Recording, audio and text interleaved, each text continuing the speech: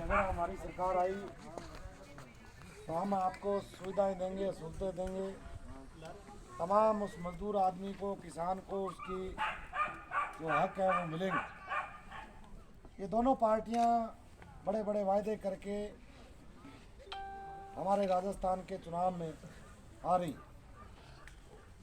लेकिन पिछले 70 सालों से हमारे प्रदेश में कभी भारतीय जनता पार्टी, कभी कांग्रेस लगातार हमारी सत्ता में रही है और सत्ता में लोगों की बात को नहीं सुनना।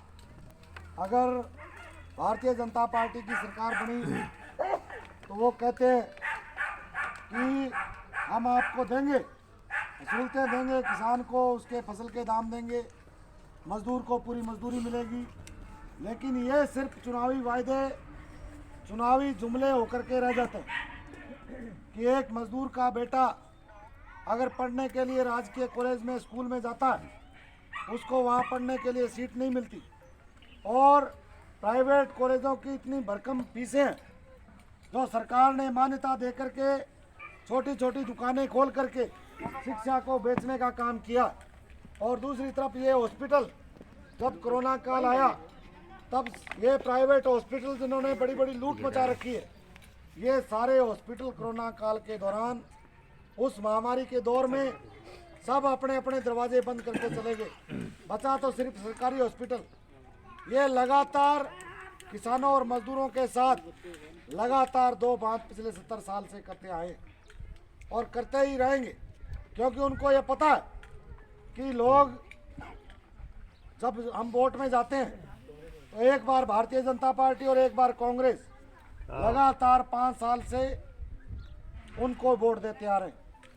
हम भी इस चुनाव मैदान में, और इस चुनाव मैदान में ये कहने के लिए कि पिछले कई सालों से इस इलाके का मेहनत कश, इस इलाके का नौजवान, मजदूर और किसान लगातार सरकार की दोहरी नीतियों की वजह से सरकार के सामने उम्मीद लगाए बैठा है कि कोई सरकार मेरी आएगी, वो मेरी बात को सुनेगी, लेकिन वो हमारी बात को नहीं सुनती।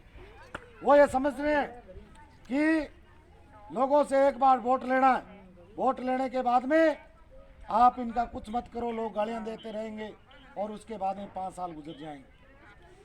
हम आपसे कहने के लिए आए, हो सकता है अपने पास पैसे की कमी हो, गाड़ी घोड़ों की कमी हो, लेकिन हमने उन लोगों की लड़ाई को लड़ा है, मजदूर के, मनरेगा के मजदूर की उस लड़ाई को लड़ा है जब सरकार ने ये घोषणा कर दी कि सबको 125 दिन मिलेंगे, सबको रोजगार मिलेगा, लेकिन 125 दिन की घोषणा साबित हुई खोखली। किसी भी आदमी को 125 दिन का रोजगार नहीं देना और मजदूर को मिलने वाली सुविधाएं, वो सारी की सारी सुविधाएं बंद कर देना और बड़े बड़े होर्डिंग लगा करके प्रचार करना कि सबको मोबाइल देंगे। मेहरवाड़ा गांव में सिर्फ 5-7 लोग ही हैं जिनको मोबाइल मिलना चाहिए।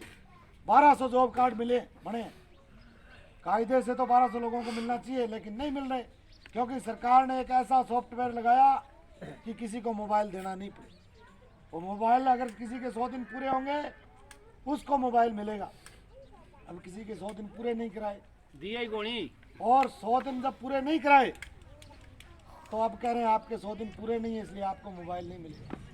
वो पूरी की पूरी सरकार की प्लानिंग।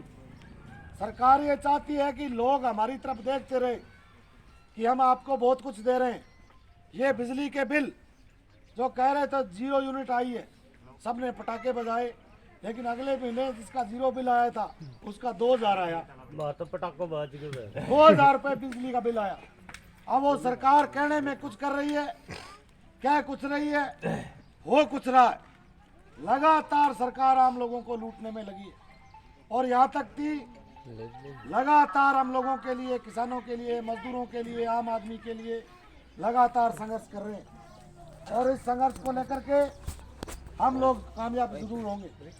आप सबकी दुआओं से, आप तमाम लोगों के सहयोग से, अगर आपने